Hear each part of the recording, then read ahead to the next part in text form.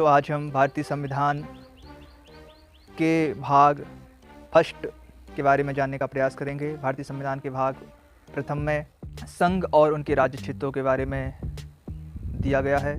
भारतीय संविधान के भाग 1 में आर्टिकल 1 से लेकर के 4 तक भाग 1 के अंतर्गत आते हैं। तो आज हम आर्टिकल 1 से लेकर के 4 तक के बारे में जो भी प्रावधान है, जो भी दिया गया है, उसके बारे में चर्चा करेंगे और साथ ही जानेंगे कि भारत को किस प्रकार से विभाजित किया गया, किस प्रकार से भारत का खंडन किया गया और राज्यों का जन्म हुआ। तो इन सभी के बारे में जानने का प्रयास करेंगे। आर्टिकल नंबर पहले में दिया गया है कि भारत राज्यों का संघ होगा। भारत राज्यों का संघ होगा, यानी कि राज्यों से मिलकर के बना होगा।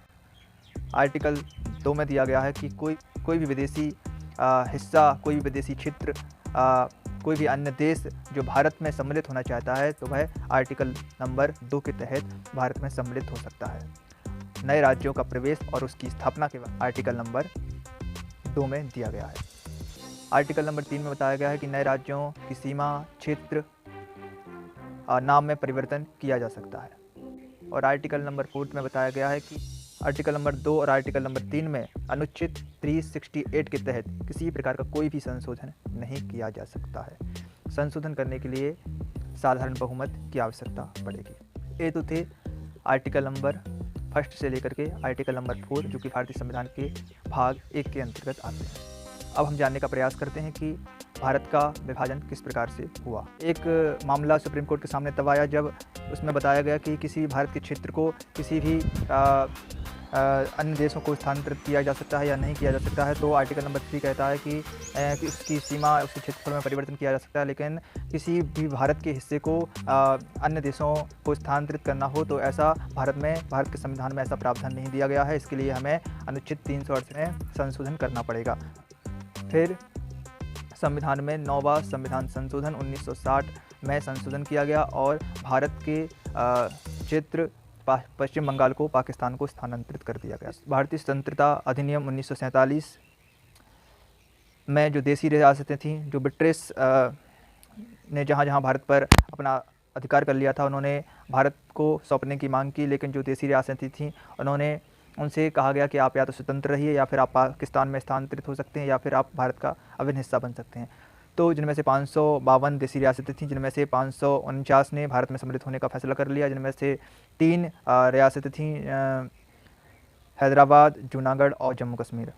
फिर उसके बाद हैदराबाद को पुलिस कार्यकारी द्वारा भारत में सम्मिलित कर लिया गया, जूनागढ़ के क्षेत्र को जनमत संग्रह के द्वारा भारत में सम्मिलित कर लिया गया और जम्मू कश्मीर को विलय पत्र के द्वारा भारत में शामिल कर लिया गया था। दक्षिण भारत में यह मांग उठने लगी कि राज्यों का भाषा के आधार पर पुनर्गठन होना चाहिए। जून 1948 में भारत सरकार ने MSM के धर की अध्यक्षता में भाषाई प्रांत आयोग की नियुक्ति की और इसने अपनी रिपोर्ट 1948 में पेश की। आयोग ने यह सिफारिश की कि भाषाई कारक की बजाय प्रशासनिक सुविधा के अनुसार होना चाहिए। इससे काफ़ी असंतोष पैदा हो गया और इसके परिणाम स्वरूप कांग्रेस द्वारा दिसंबर 1948 में एक अन्य भाषाई प्रांत समिति का गठन किया गया, जिसमें जवाहरलाल नेहरू, वल्लभ भाई पटेल, पट्टाभी सीतारमैया शामिल हुए, जिसे JVC समिति के नाम से जाना गया। इसने अपनी रिपोर्ट अप्रैल 1949 में पेश की और इस बात को औपचारिक रूप से उन्होंने अस्वीकार कर 1953 में भारत सरकार को भाषा के आधार पर पहले राज्य के गठन के लिए मजबूत होना पड़ा, जब मद्रास में तेलुगु भाषी क्षेत्रों को पृथक कर आंध्र प्रदेश का गठन किया गया। इसके लिए काफ़ी लंबा आंदोलन चला और इसके अंतर्गत 56 दिनों की भूख हड़ताल के बाद एक कांग्रेस कार्यकर्ता पोट्टी श्रीरामुलु का निधन हो गया। फिर इस बात को ध्यान में रखते हुए भारत सरकार को इसके बारे में सोचना पड़ा और सबसे पहले भाषा के आधार पर विभाजित करने वाले राज्य का नाम आंध्र प्रदेश है, जो कि सबसे पहले भाषा के आधार पर इसका विभाजन किया गया। करते हैं आंध्र प्रदेश के निर्माण से अन्य क्षेत्रों में भी भाषा के आधार पर राज्य की मांग उठने लगी। फिर इसके लिए एक 3 सदस्यीय राज्य पुनर्गठन आयोग फजल अली की अध्यक्षता में गठित करने के लिए व्यवस्थित होना पड़ा और इसने अपनी रिपोर्ट 1955 में पेश की और इस बात को व्यापक रूप से स्वीकार किया गया कि राज्यों के पुनर्गठन में भाषा को मुख्य आधार बनाना चाहिए। इसके बाद राज्य पुनर्गठन अधिनियम 1956 और 7वें संविधान संशोधन अधिनियम 1956 के द्वारा 1 नवंबर 1956 को 14 राज्य और 6 केंद्र शासित प्रदेशों का गठन किया गया। उसके बाद 1960 में द्विभाषी राज्य मुंबई को 2 पृथक राज्यों से विभक्त किया गया।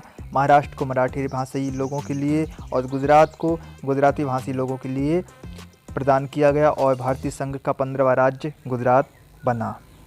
और दादर एवं नागर हवेली की बात करें तो 1954 में इसके स्वतंत्र होने से पूर्व यहाँ पुर्तगालियों का शासन रहा और 1961 तक यहाँ लोगों द्वारा स्वयं चुना गया प्रशासन चलता रहा और 10वें संविधान संशोधन अधिनियम 1961 द्वारा इसे संघ शासित क्षेत्र में परिवर्तन कर दिया गया।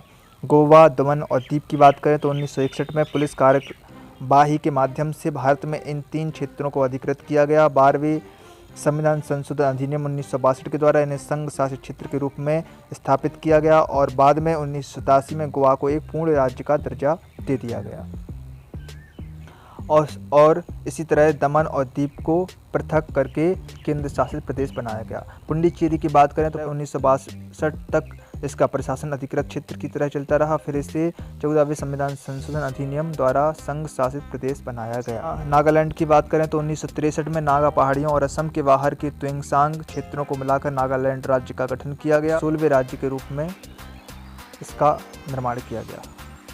हरियाणा, चंडीगढ़ और हिमाचल प्रदेश की बात करें तो 1966 में पंजाब राज्य से भारतीय संघ के 17वें राज्य हरियाणा और केंद्र शासित प्रदेश चंडीगढ़ का गठन किया गया। शाह आयोग 1966 की सिफारिश पर पंजाबी भाषी क्षेत्र को पंजाब राज्य, हिंदी भाषी क्षेत्र को हरियाणा राज्य के रूप में स्थापित किया गया। इससे लगे पहाड़ी क्षेत्र को केंद्र शासित राज्य हिमाचल प्रदेश का रूप दिया गया और 1971 में संघ शासित क्षेत्र हिमाचल प्रदेश को पूर्ण राज्य का दर्जा दे दिया गया। मणिपुर, त्रिपुरा और मेघालय की बात करें